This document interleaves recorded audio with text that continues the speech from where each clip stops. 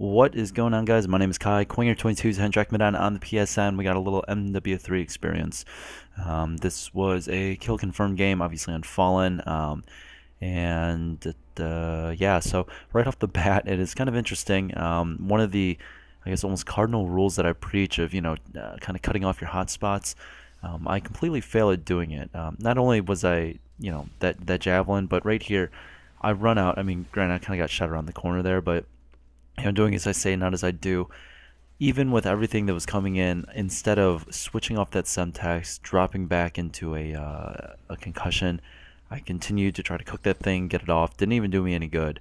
Right there, you see I do a little bit better job of kind of checking that corner, using my stalker as using stalker to my advantage to kind of glide around that corner and catch that guy running. So, really one of those.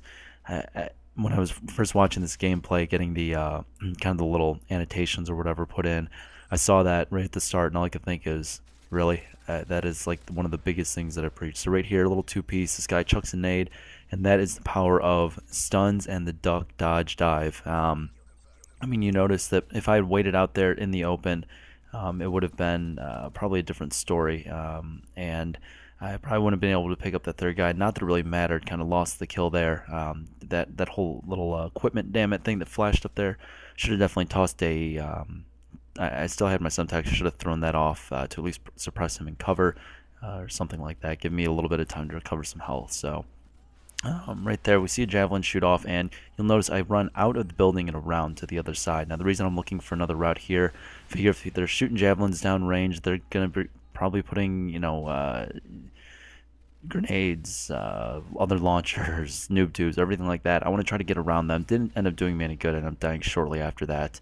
Little bush Wookie. So right there, you might have noticed just before I go up those staircases, one of my teammates gets picked off. So I wait for the guy. I know he's going to be either up here or he's gonna, if he doesn't come around the edge, he's going to be popping back in the building here. So little things like that. A lot of times.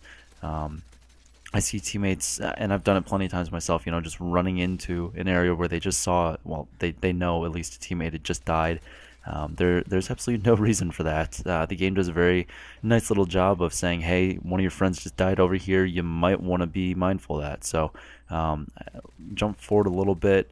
The AK, I picked up an AK here for some reason. I don't remember how I was doing an ammunition on my, oh, that's right, my SCAR run out and I had to swap it out. So but anyway, as I get picked off by a guy sitting up in the window right there, one of the things that I will say about the AK, I'm not a huge fan of it in this game. I've used it in MW3 multiple times, tried to get into the groove of it, and I just cannot.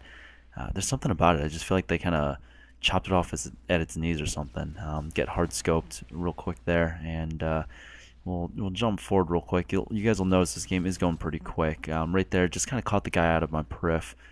Very, just kind of lucky there, to be honest. It is one of those things, you want to try to be able to watch as much of your screen as possible. People a lot of the times wonder why certain gamers will use either a larger kind of standard TV, something in the 30 something 40 plus inch TV size, or they will go with something smaller, that was the worst knife in the world.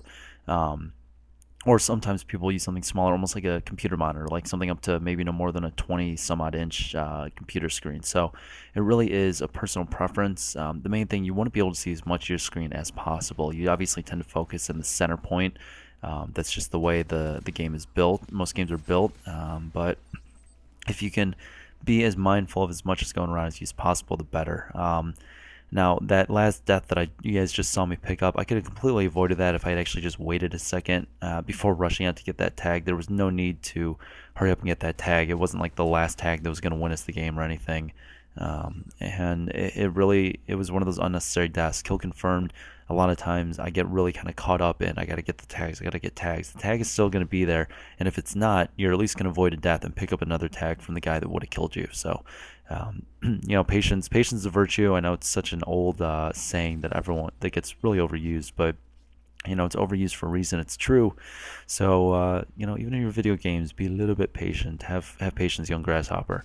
So at this point, you guys notice the game is moving along pretty quickly, and The way that my team is set up, I'm trying to figure out exactly how the enemy team is moving around, because I'm seeing, my team is pretty spread out at this point. I'm seeing red dots pop up here and there. They're kind of off to my left right here. So I jump down thinking I'll be able to catch guys coming up here, and I just get completely outgunned there. I mean, I think one of the guys had a striker. The other guy obviously had an AK, and it just does not go my way. So cover to cover, you guys know I'm not a huge fan of running down the middle of maps anyway, and I assume most of you aren't either. However, if you are going to be going through a main route like that guy was, try to get from cover to cover. If you guys watch Sandy Ravage videos, a lot of people think that he just kind of carelessly rushes around, and because he's so aggressive, he's successful. Well, it's a combination of being aggressive and also being smart, being aggressively smart, or intelligent aggressiveness, something like that. So when if you watch his gameplays, you'll notice he does move around a lot. He very rarely stays in a spot for more than a few seconds, but when he's moving, he's getting from one piece of cover to another. He really is kind of rushing cover, I guess you could say, and using that to his advantage. So game finishes up right there. It wasn't the most enthralling game, but there were a couple of things that you guys noticed that I wanted to point out, because they're very common mistakes that I find myself making more and more, and I obviously want to get away from them. I want to try to get you guys away from them. 25-8. Score was okay. We did a pretty good job of kind of collecting those tags, which I think is really what helped us in the end. So that is about all. I will see you guys later. This is Quanger signing out. Peace.